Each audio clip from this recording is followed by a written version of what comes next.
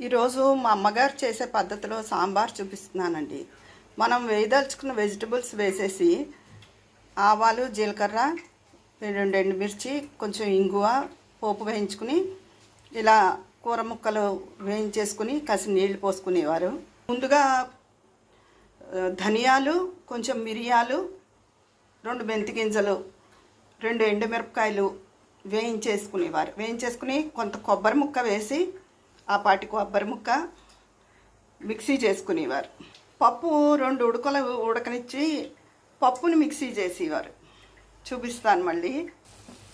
ఇదిగోనండి, ముక్కలు ఉడికిపోయి ఇందులో చింతపండు, కొంచెం పులుసు, గుజ్జును, బెల్లం ముక్క వేసుకున్నాను. ఉప్పు మొదటే వేసాను. ఇదిగో మిక్సీ చేసుకున్న పప్పు ముద్ద, ఇందాక చూపించిన ధనియం కొబ్బరి పొడి. ఇదిగోనండి, మా అమ్మగారు చేసే పద్ధతిలో చేసిన సాంబారు చాలా